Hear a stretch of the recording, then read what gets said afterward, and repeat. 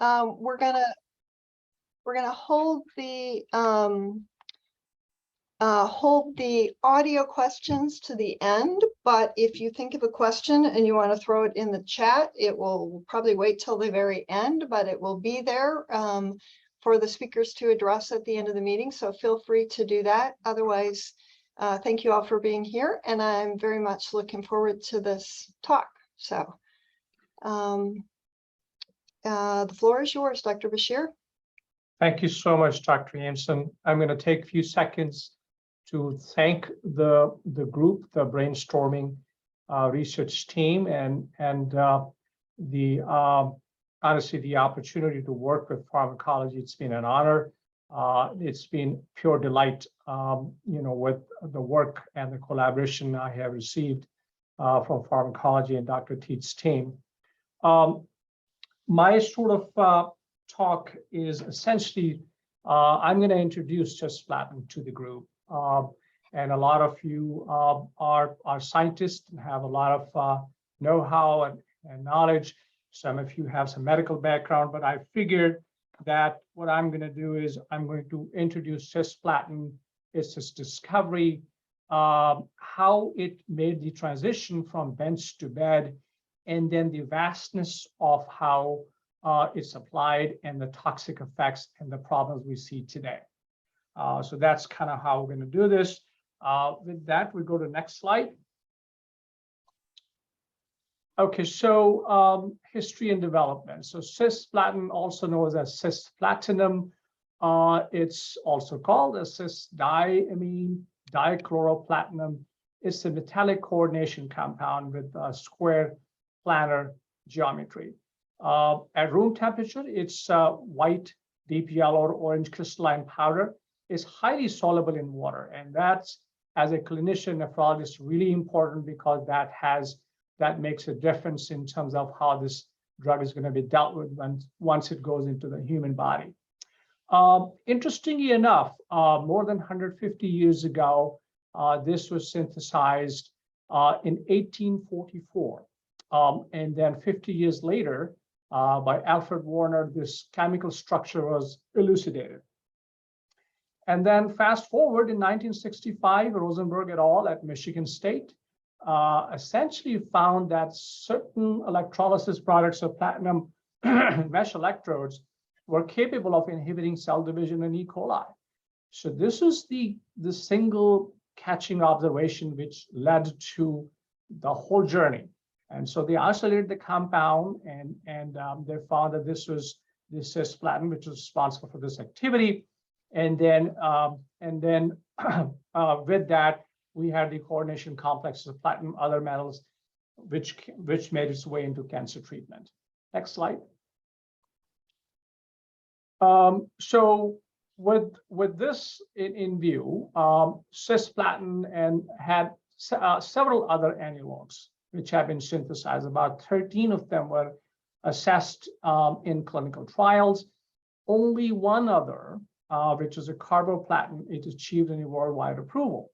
However, carboplatin does have reduced side effects. However, the myelosuppressive effects are a lot more dramatic, and it's less potent than cisplatin. So 1/8 to 1/45 as effective as depending on the cancer type. So the idea of this slide is cisplatin still remains the go-to drug when we really want good outcomes. Next slide. So there's some of you who are interested in chemistry. As you can see, A is cisplatin, so platinum at the center, and then chloride and amine compounds, the side which makes it a very important drug. And carboplatin is in B, and some of the others you can see in C, D, and E, which are not as used and not much in clinical practice. Next slide.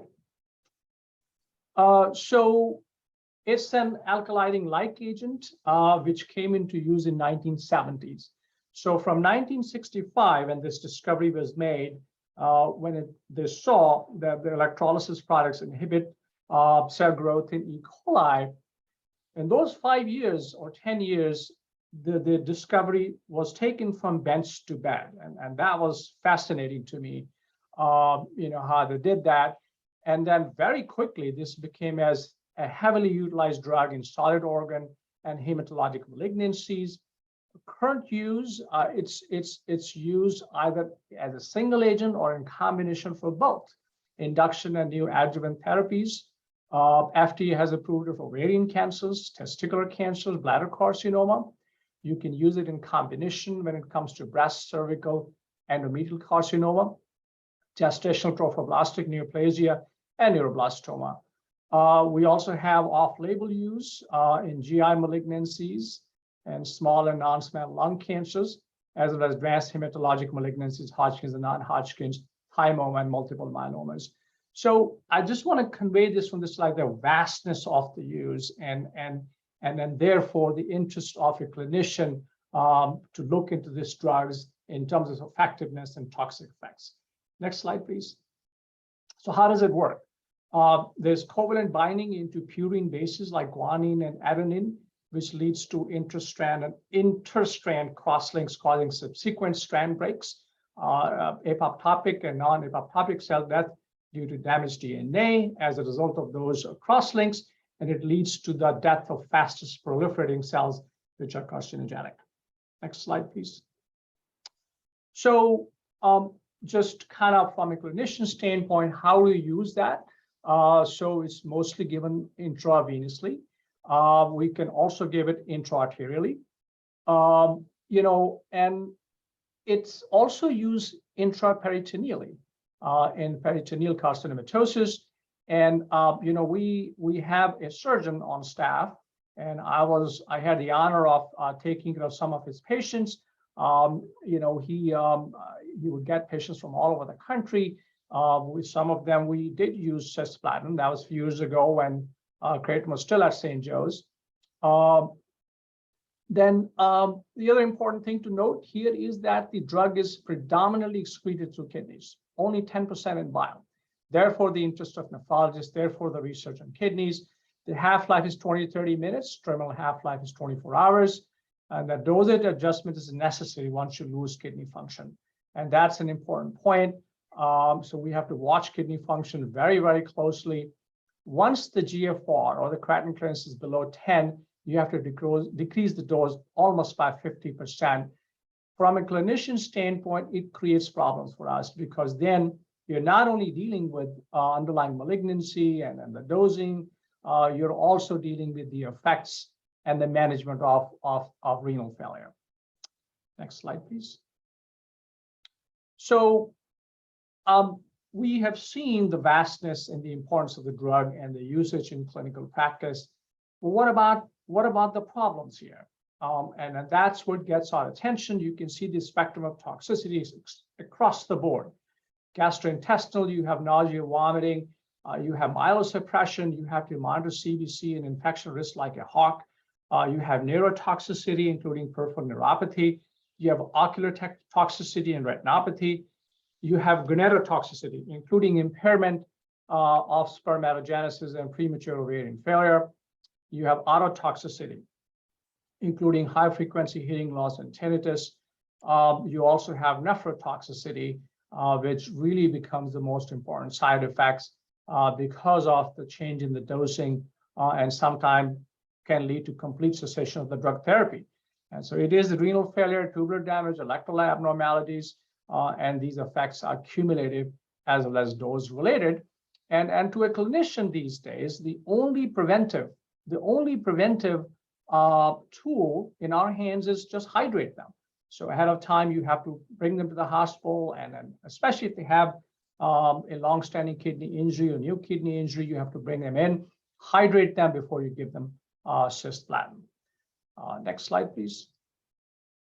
So just to kind of talk more about the kidneys here, so cisplatin can cause renal dysfunction in a variety of ways. The kidney has a glomerulus, it has a tubule, it has a collecting system. So cisplatin is a tubular toxin, very well known to clinicians. It can cause salt wasting. We see patients who are profoundly hypotensive.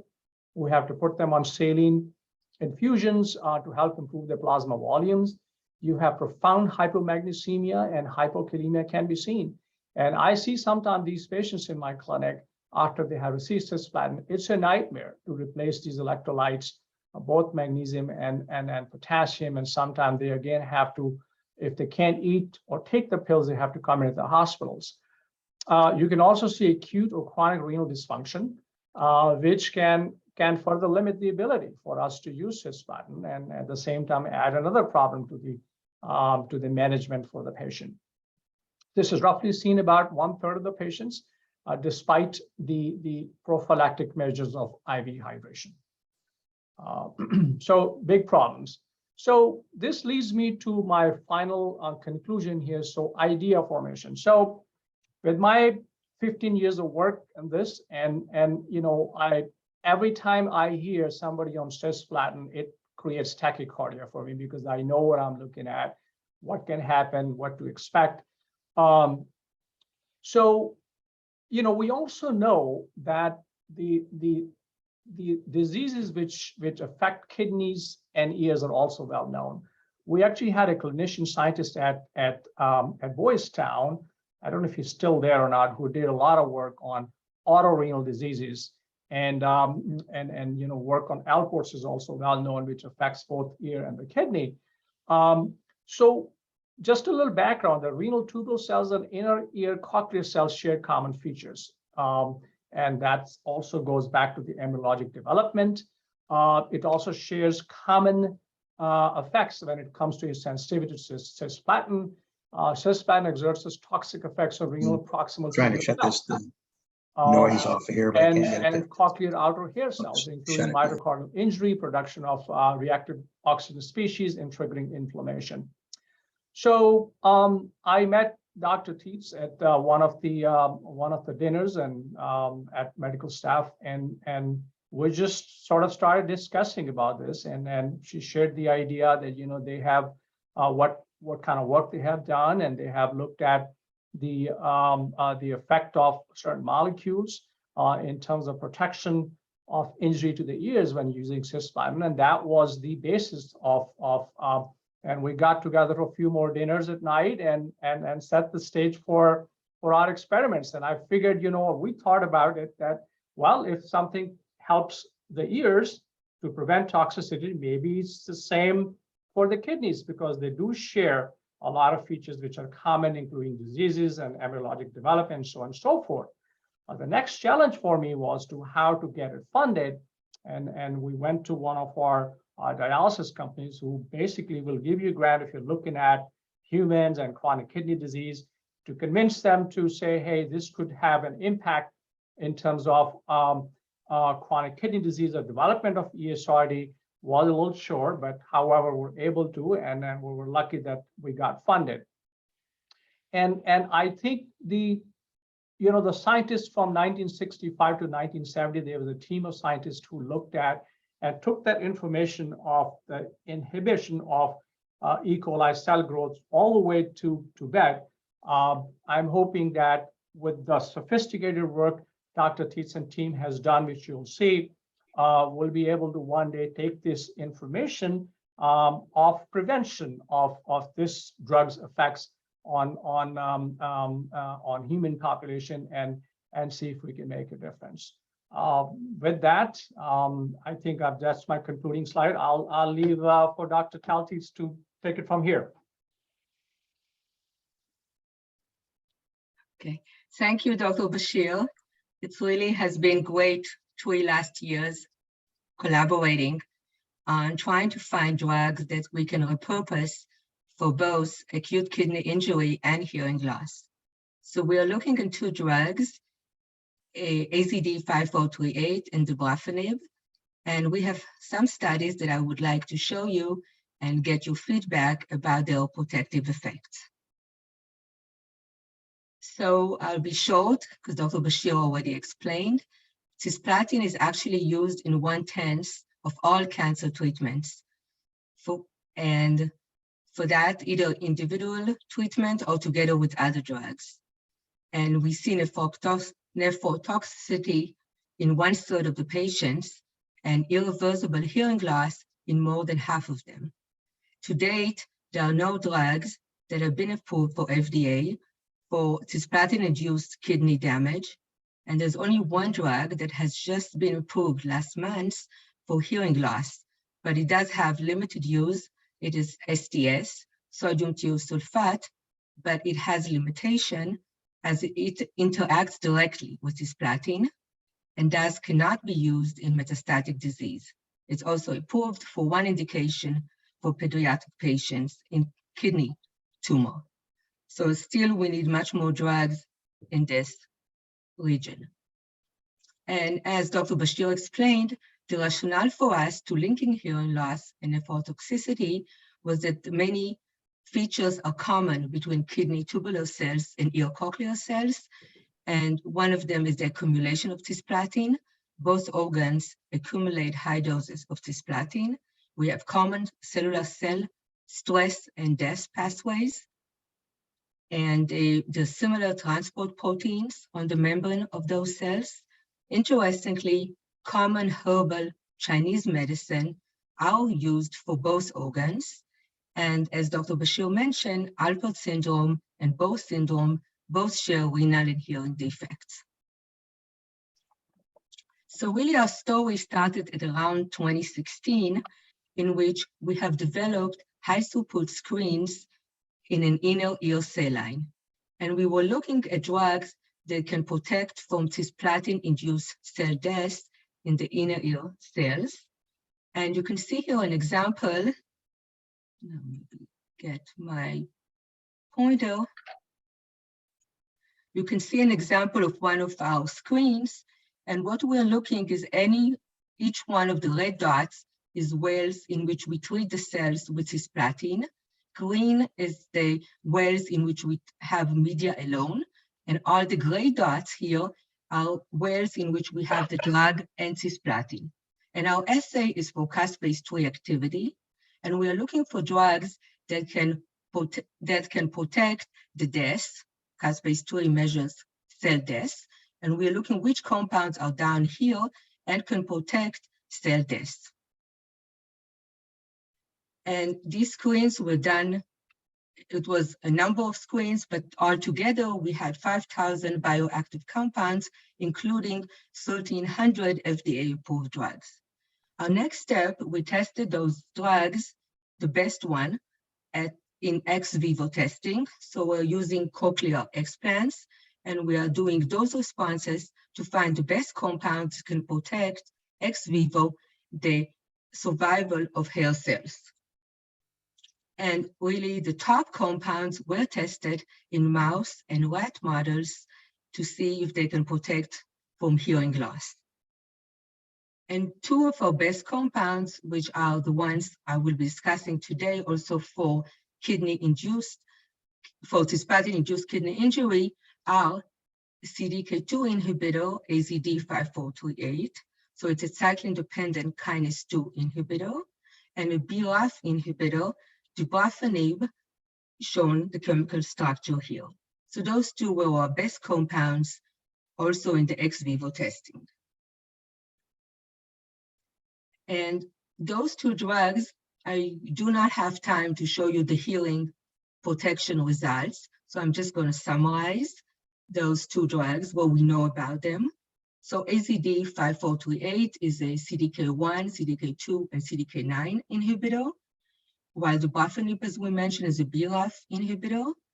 AZD compound completed phase 2 clinical trials for solid tumors, and dabrafenib is an FDA-approved drug for metastatic melanoma, thyroid cancer, and EU-approved for non-small cell lung carcinoma.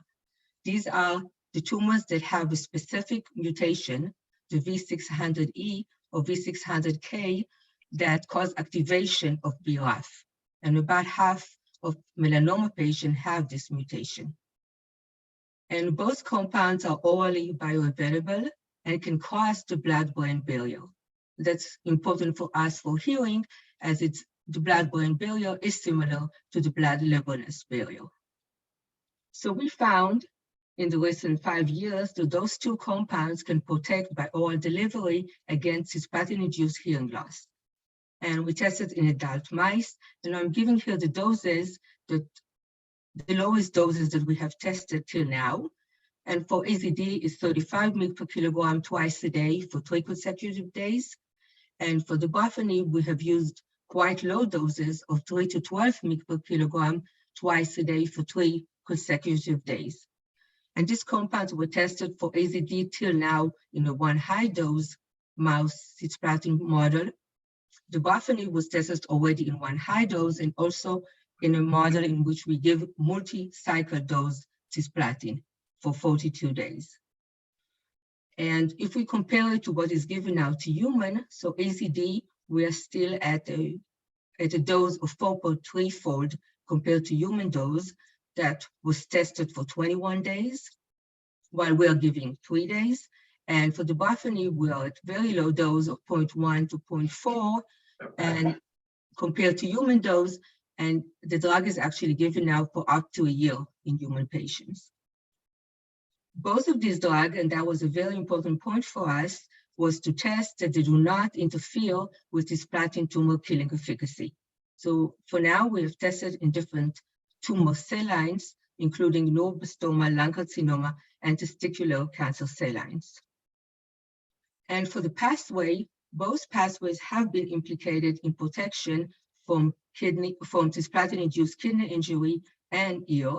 So it is known that for the kidney that the CDK2 pathway is important, and we have shown that the CDK2 pathway is important in ear cell. The same for the BRAF, we have shown in the last years that the cellular pathway BRAF, MEK, and ERK is important for protection in the ear cells, and I'll show you today as well for the kidney. So if we move ahead to the kidney studies, we first tested in a kidney cell line, HK2, a tubular human kidney cell lines, and we did a dose response to see what is the IC50 for cisplatin killing, and use this IC50 to see whether there is protection with different doses of the drugs. And you can see for both drugs, the AZD and the buffony, we can determine an IC50 for increased viability and protection. So once we saw that there is protection in the cell line, we moved ahead to a mouse model. And here we are using an established, published mouse model in FEB mice. It's FEB adult mice, in which we are giving cisplatin IP, 25 mg per kilogram, and seeing the damage that occur. We are given the drug, AZD, in this experiment, 35 mg per kilogram, 2 times daily, 3 consecutive days, and the first treatment is given 45 minutes before cisplatin. The next one, 24 and 48 hours after cisplatin. We're sacrificing the mice at 72 hours and checking for kidney injury markers. So we have tested BAN and GAL and creatinine as kidney injury markers.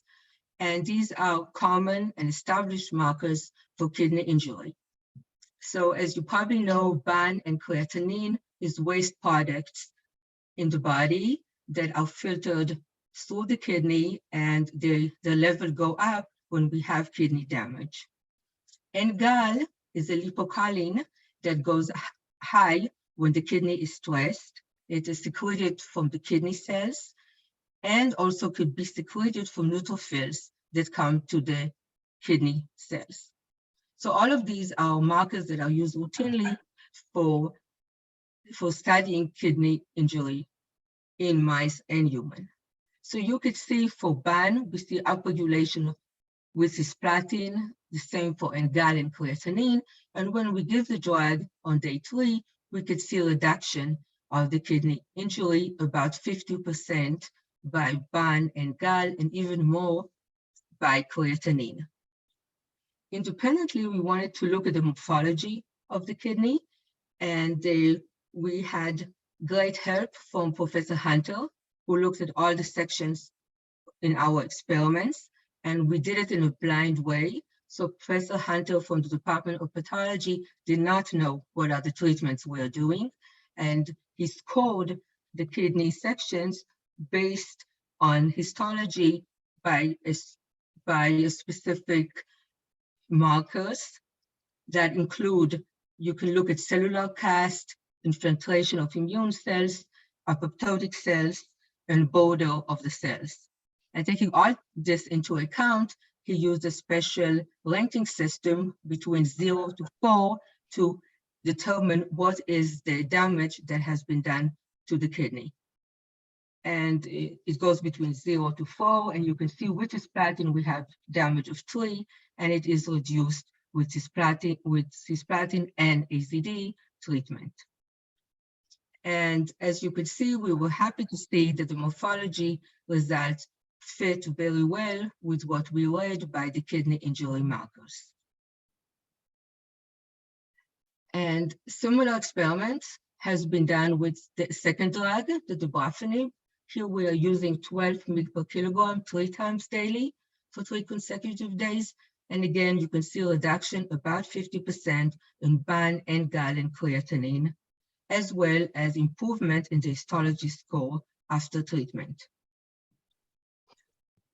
Next, we wanted to look at some molecular biomarkers that we were expecting to be downregulated with treatment of these drugs. So for the AZD compound, we looked at PCNA, proliferating cellular nuclear antigen. So this marker is known to be important for proliferating, replicating, and DNA repair in the kidney, and has been shown to be upregulated on day 3 with cisplatin. So we're doing immunohistochemistry here, and you can see that, and we're measuring the immunofluorescence of the antibody, and we can see that it's upregulated with cisplatin and downregulated with the drug to almost to the carrier levels.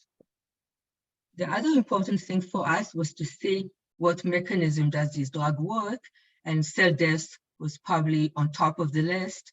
So cell death we measured by tunnel assay. So this assay allows you to label the 3-hydroxy termini of double-stranded DNA that occur when you have cell death. So we can see upregulation and nuclear staining with the tunnel that is up with cisplatin and downregulate with the treatment of the drugs.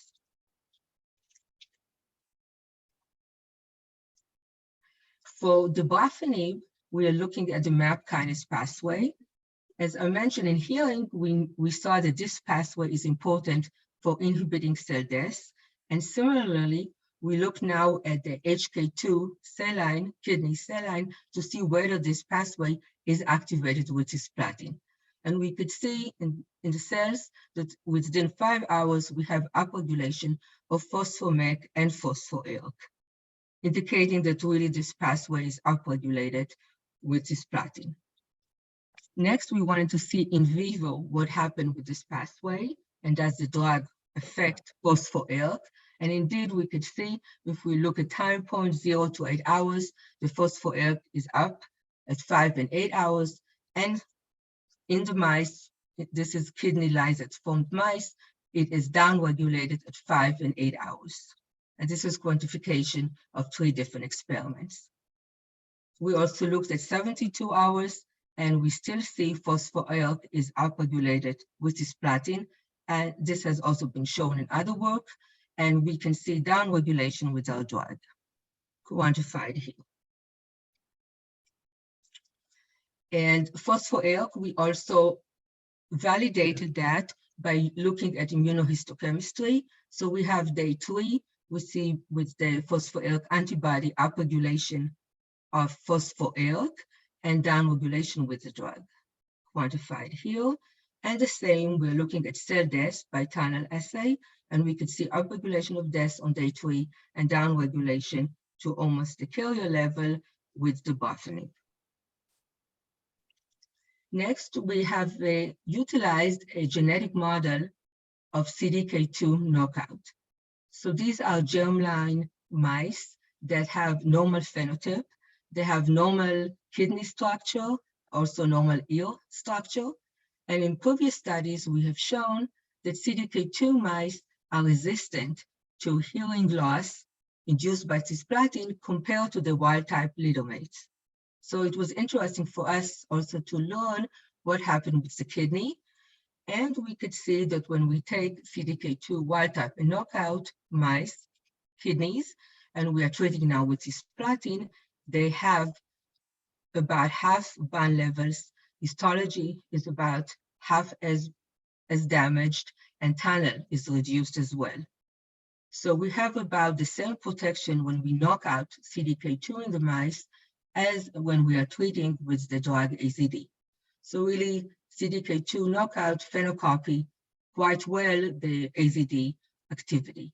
And we are doing now experiments in which we are putting back the AZD to the knockout mice to see whether this is the only activity that is contributing. When we did it in the healing studies, see that there was no additional activity when the drug was added. Another point we wanted to investigate is what is the longer term effect of those drugs. So before I've described what happened on day 3, but here we were looking 21 days after we are given cisplatin. And again, we could see the histology score was lower than we had it on day 3, but still it is 1.5 and goes down with dabrafenib. Phospho-ERK is still high and is reduced with the drug, and also cell death is reduced with the drug. So even we can see effects of the drug even 21 days after the treatment. And importantly, both drugs enhance the survival rates in the mice. So you can see in red is the mice with cisplatin alone here, and we have about 40% of the mice survive. But when we add a drug like AZD plus AZD plus cisplatin, we have about 90% of the mice survive. So difference between 40 to 90, and similar here between 40 to 90 when we add dabrafenib. So both drugs have effect on improving survival of the mice. And the fact that we are looking at 2 drugs almost begs the question, what happens if we add both of them to try to treat cisplatin-induced kidney injury? And you could see by doing BAN or creatinine and using now lower doses of the drugs. So we went as low for AZD 12 mg per kilogram and for dabrafenib 3 mg per kilogram. And we can see that there is significant protection by BAN and very clear by creatinine when we combine the 2 drugs at lower doses. And just to go back to see how much is it compared to what human dose. So now we have AZD at 2.2-fold compared to the human dose and dabrafenib at 0.1-fold. So together could be a way to treat with lower doses and hopefully less toxicity. So to summarize, we see a reduction of known kidney injury markers, BAN and GAL and creatinine, with AZD and dabrafenib treatment in an established cisplatin-induced acute kidney injury model. We have improved kidney morphology after 3 and 21 days of co-treatment with either drug and cisplatin. We have a reduction in biomarkers, PCNA for AZD and phospho-ERK for dabrafenib. We have a genetic model CDK2 knockout that phenocopies AZD protective effects. We have improved survival of the mice with the drug co-treatment with cisplatin. We oral delivery of the drugs in doses that are 2 to 4-fold for 3 days of the equivalent human dose, or 0.5 to 0.4 for dabrafenib is protective.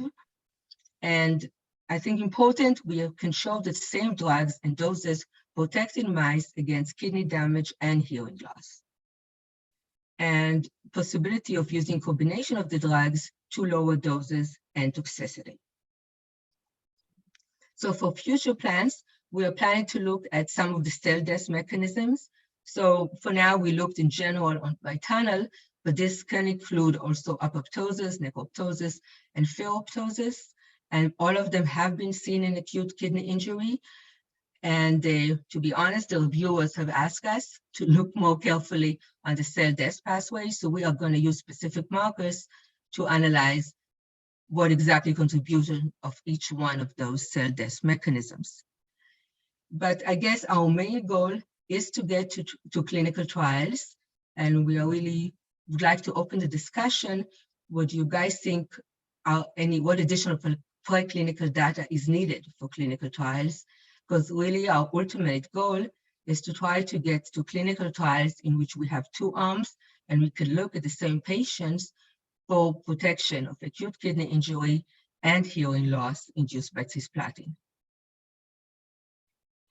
And this is an important slide. I want to acknowledge a lot of people that have worked in this work. It really takes a village to do science. And the chief of this village and this work is Dr. Chitra Pushpan. That is my postdoc and have really spearheaded this project and done the majority of the work.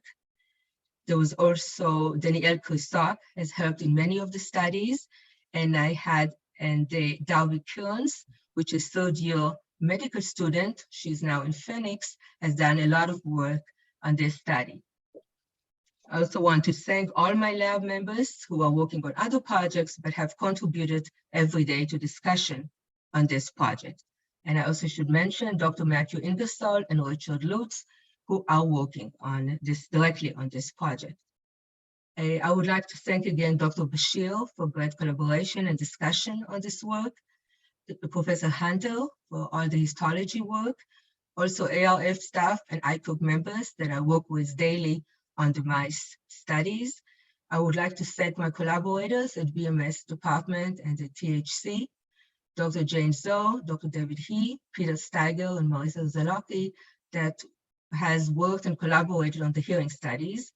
And as Dr. Bashir mentioned, the funding was mainly from the DCI reserve funds. And thank you for the attention, and I'll be happy to take questions.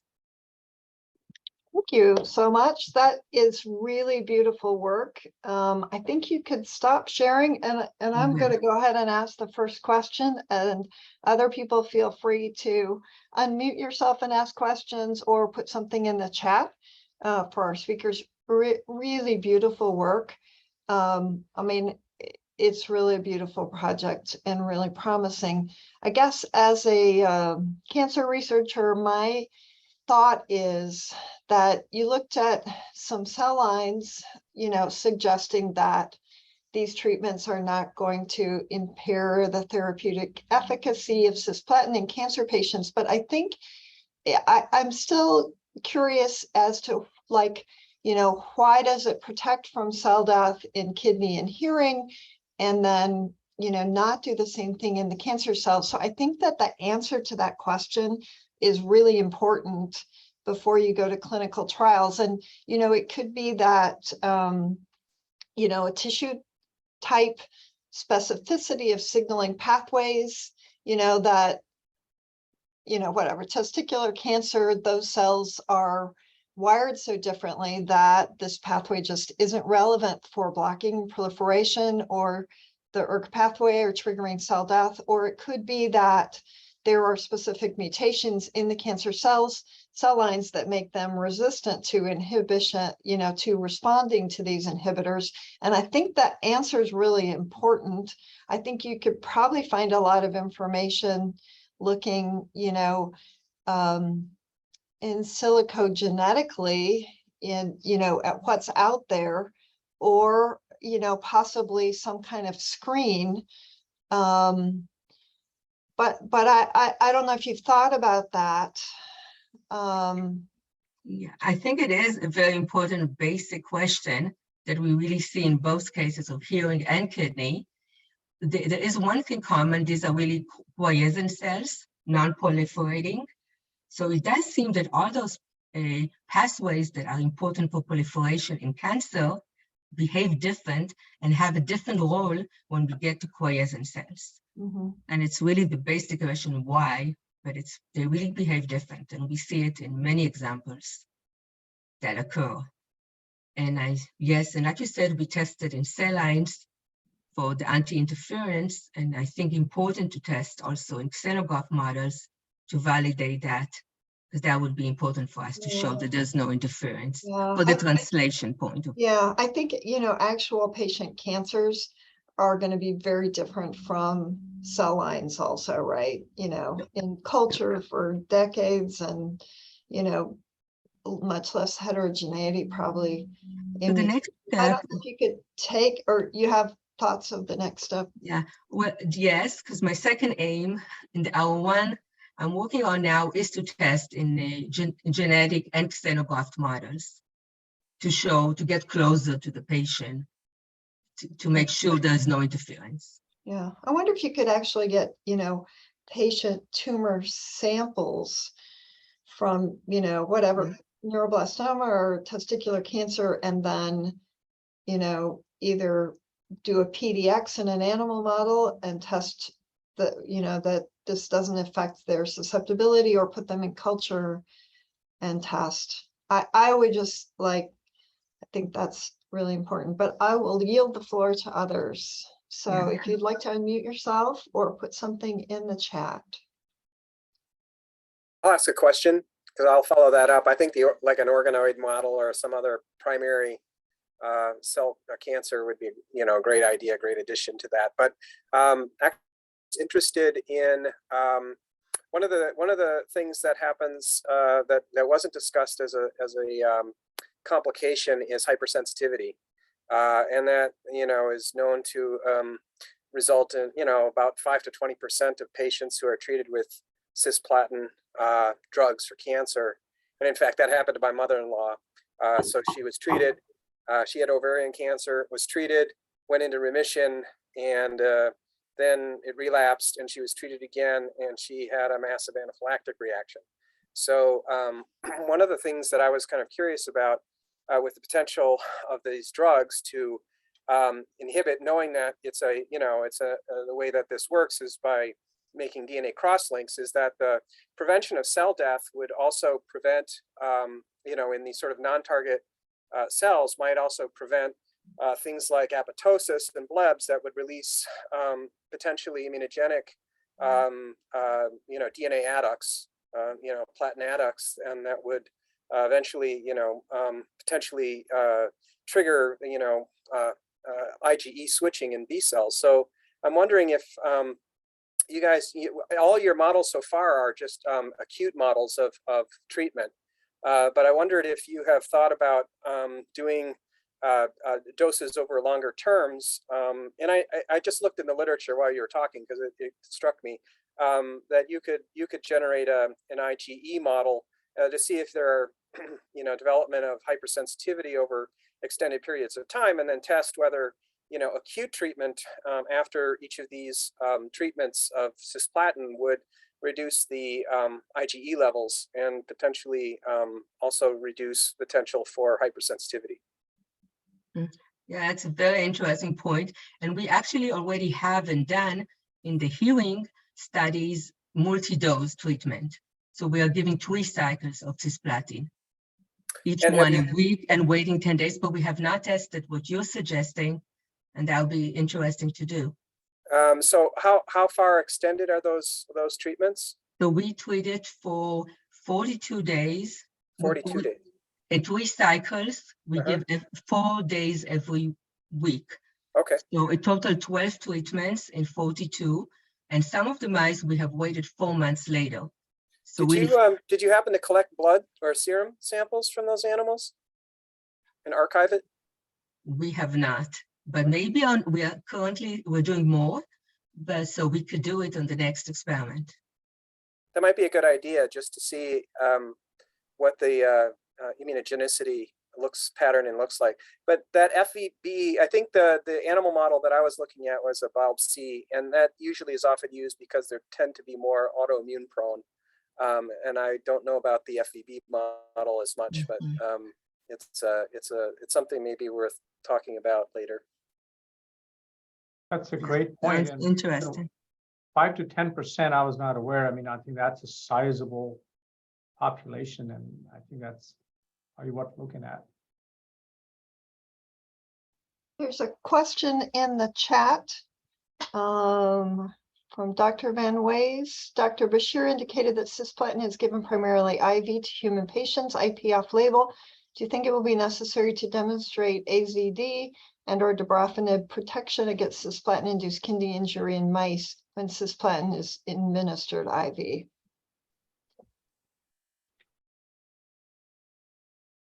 Yeah. I'm trying to understand. So I mean, we could try also Yeah. putting IP, but I think IV is no, it would go to the blood. So, but this can be tested to see. Although I don't think it would give different results. So Yes. you're administering, it was IP in the animals. Is that the? Yes. Yeah, we could do IV to mice. A bit harder, but tail vein injection. Mhm. That's a great question, though, we can ask, because the effect and the, I don't know if we thinking about the dose concentration when you do IP as opposed to the IV. That could be variable. Yeah, probably need to adjust. It just, yeah, the published IV just, I think, because of easier. Mhm. But I think it's probably known what would be the dose compared to IP. Right.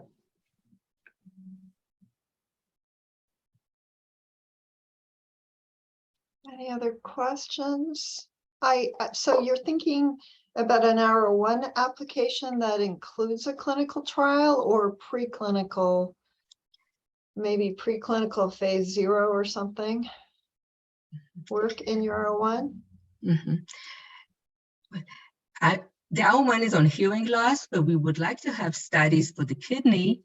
And that one, I mean, the best would be because, for example, the dabrafenib is an FDA-approved drug. If we could go straight like to 505C, or really to use a drug that is already used for one indication to test it in human for kidney. Mhm. So one way would be collaborate, if possible, directly for clinical trial. Maybe we need more preclinical studies, and that's really the question. Or granted, we still do some more preclinical tests that are needed for the clinical trial.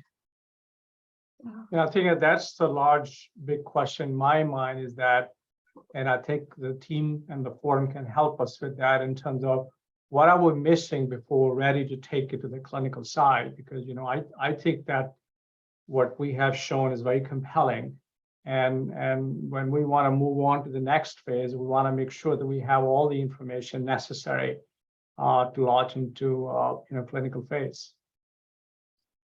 So I would say what I did before, that really understanding why the cancer cell lines and why human cancers wouldn't respond to these two drugs, or either one of them in a way that would reduce the effectiveness of the cisplatin is really important.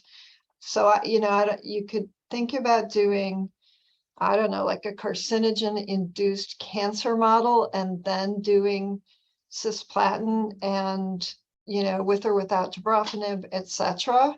And then you have, this, if you're looking at, I don't know, testicular neuroblastoma or whatever your cancer type is, if you could induce it genetically in the mouse, that tissue type specific signaling responses would be intact in a mouse. I think in a similar way as in a human cells, or else trying to understand molecularly why the cancer cells don't respond. That's the thing that if I were reviewing a grant, I would be like, you got to really make sure that you're not going to reduce efficacy of treatment. But we have a number of clinicians on this Zoom.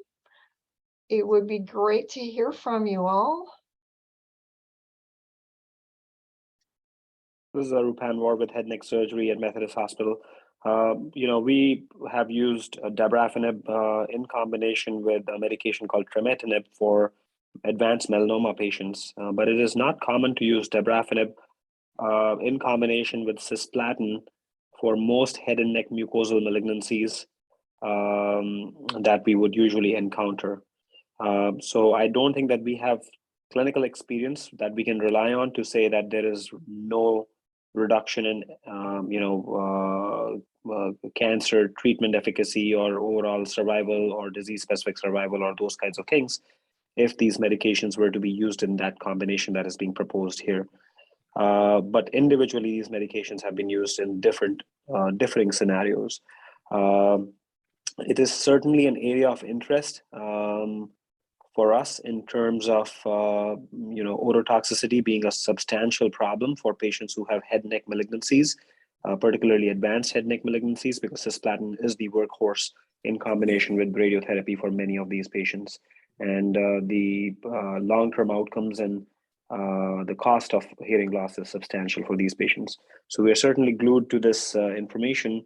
And if there were to be a proposal in the future and it required potentially prospective recruitment of patients for tissue collection intraoperatively from resection specimens or from biopsies or something, it would be certainly something that could be evaluated for a collaboration. If you're, Thank you so much. if you're thinking head and neck cancer, I have a panel of HNSCC cell lines in my lab also. They're still cell lines, but if that's the direction you're thinking about going, it would strengthen the work probably. Yeah, and interesting that Dr. Panwal mentioned tomatinib, because we actually also doing a study of the dabrafenib and tomatinib now, knowing that both drugs are given to melanoma patients. So think if maybe adding tomatinib to the dabrafenib would even enhance more the protection. Yeah. But really, so I understand you don't have yet patients that are given all three drugs, cisplatin, because we could have already tested back whether those patients have any better hearing. Mm-hmm. That would have been the best to start. Yeah. Or kidney outcomes. Right. You have looking at any database that we can already show that there is improvement. Mm-hmm. And I have a question for clinical trials. So do you think the clinical trials to combine the ototoxicity and the nephrotoxicity together in one clinical trial, or we should try different clinical trials to separate the two? Are you asking from a clinical perspective? Correct. Yeah, so, it is the intervention that you're studying, and the outcomes can be manyfold or differing outcomes that you can study. So, I would say that it could be one singular clinical trial where you can have primary endpoints and secondary endpoints. I don't think it would be practical to enroll X number of patients when this gets to that. Obviously, there's a lot of preclinical work that needs to be done here. But let's say if you were to get to a clinical trial phase, I would recommend doing one clinical trial because it would be hard to recruit, two separate cohorts, randomize them, and then kind of have two independent studies. So you can study both of these things, simultaneously. That's how I would envision that. Mm-hmm. Yeah, economically, it makes more sense, right? So I think as far as the renal aspect is concerned, so we have the markers and we know what to look for. When it comes to the inner ear, I think we're looking at high frequency hearing loss, right? I think that's what will determine. Is that correct, Tal? I think, let's say if we have a clinical model in place and as far as the nephrologic side is concerned, we have the markers, the creatinines and the NGAL and the BUNs and maybe possibly kidney biopsies, we'll see. But for years, we're just looking at monitoring of hearing loss, isn't it? Yeah, mainly, we could add 2 retest to confirm it in different ways. Right. So that should be easy to do. Yeah, it requires audiologists, ENT Right. doctors. Just a serial test will help us with that. So I believe that can be done. So Dr. Fitzgibbons put in the chat that the difficulty of communicating because most physicians are looking at their common spirit calendars rather than the Creighton email associated calendars. I invite you all to put your preferred email in the chat and we'll make sure we communicate with that. And then This is a perennial Creighton Yeah. problem. And who does the distributions? I just think we just send a email, because they'll look at their emails in Creighton, but not their calendars. So if you could just send if whoever does the distribution, let's send it out and just say, please forward your common spirit, and we could add it to the distribution list. There'd be no problem. Yeah, it comes from my office, but we can certainly do that. Do emails in addition to populating the calendar. Because I'm very interested in being involved in this meeting, but I got a little beep from my Creighton EDU 10 minutes ago, and of course I'm in clinic, and yeah, I know. it's a perennial problem. Yeah, the 2 emails is a real pain. Yeah, thank you. We'll try out strategies, maybe check back in with you and see which one works better than others, and maybe we'll see with our participation too. Go ahead. Can I ask a question? So in terms of clinicians who might be interested in participating in these clinical trials, who are the clinicians that we should contact? Of course, besides Aru Pamwar, many others, I would assume. Well, Aru, are you going to answer that? Yeah, from my perspective, I think where there is uniformity of use of cisplatin, you're primarily looking at platinum-based drugs. So carboplatin, cisplatin use where it is highly prevalent, those are the subspecialties or disease entities that you should pursue. So I would say, for example, patients or clinicians who deal primarily with lung cancers, patients that are cared for in teams-based approach for esophageal malignancies, and then head neck for sure, because in head neck, no drug has come close to the outcomes that cisplatin provides, not carboplatin, not any other medication. So the primary workhorse for any patient who needs chemotherapy in conjunction with radiotherapy, who is medically fit to receive such, is usually cisplatin for us. So, and of course, Dr. Silverstein would have quite a few patients on cisplatin, so he would be a resource. So JC, I think it's the oncologist. I think because oncologist is still the common meeting endpoint, they'll have those patients, they'll be involved one way or the other. So that's one group of physicians we can talk to. Dr. Panwar, are there yourself or other physicians in your group that you think would be interested in continuing conversations? Yeah, absolutely. I think if this, as I said, depends on where you are in terms of the clinical trial development, and certainly preclinical data will have to be developed some more. But from the Methodist Estabrook head and neck team perspective, Dr. Su is the primary head and neck medical oncologist that works with us. Dr. Schwartz is the other one who works with us. And we kind of select which trials we are participating on as a collaborative group. Both surgeons and medical oncologists and radiation oncologists work together to determine those. But we are certainly open to these things because clinical applicability driven clinical trials are certainly things that we encourage and certainly are attractive to us. And hearing loss is certainly a quality of life issue. I guess I'll say too that Dr. Teitz and her collaborators are very successful scientists with a good track record of getting NIH funding. So getting clinicians involved in, the design of studies, even if it's mostly preclinical stuff in that application, really improves the application. And then that sets you up for, a collaboration in that NIH funded project that naturally leads to, a clinical trial proposal, and the team has already established itself. So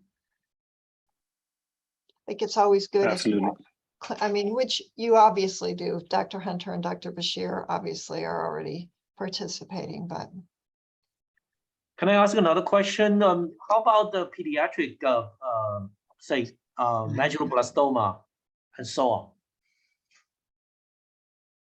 Are there clinicians that who are interested in doing pediatric, tumor? treatment. Jay-Z, I think we may have to, there will be because, but you know, I unfortunately, we don't have much overlap with children's, and I think that's where it may be, or, you know, the other thing to think about is to just take it beyond our own institution and just, you know, if we have a compelling idea, we can reach out to other people who can collaborate. Yeah, I used to study the medulloblastoma patients who received the chemotherapy with cisplatin, and we have all monitor their auditory behavior and phenotypes. And you know, we've also checked a few among those medulloblastoma patients with another drug. So I think those are being done. I just don't know whether in our community here in CHI or in Creighton, you know, where anyone who might be interested in carrying out this type of clinical trials. But let me just, I don't want to interrupt the discussion, but I'll, you know, I think anybody who wants to stay on the call and talk further about next steps, that's marvelous. I'll leave the Zoom open, but those of you who are needing to get on with your day, I'll just sort of wrap up the official part of the presentation, and I want to make sure I say thanks to Dr. Teitz and Dr. Bashir for really interesting work and project and stimulating discussion. And and thank you all for being part of it this afternoon as well. We will see you in January. Thank you for the opportunity. Yes, thank you, Noah. And thanks to Rachel and Brianna for helping with the behind the scenes computer part. So I have another meeting. I'm going to sign off. I think I can leave it open, Rachel, with you as a host, if you can let it be open. Sounds All good. right. All right. Keep chatting. Thank you so much. Thank you. Dr. Rachel, Thank you for the I have presentation. I have another meeting too. It's about transplant. So that's another, hopefully that will be, you know, a possibility in our institution. So that was at 2 o'clock. So I got to leave as well. Sounds good. Thank you so much. Thank you. Thank you. For the Talk opportunity. later. Bye. Bye. All right, Dr. Teitz, please do reach out to me if you're interested in kind of exploring the collaboration some more. I think you and I shared emails a little while ago. Correct. Thank you. Yes. I will. All right. Thank you. Bye-bye.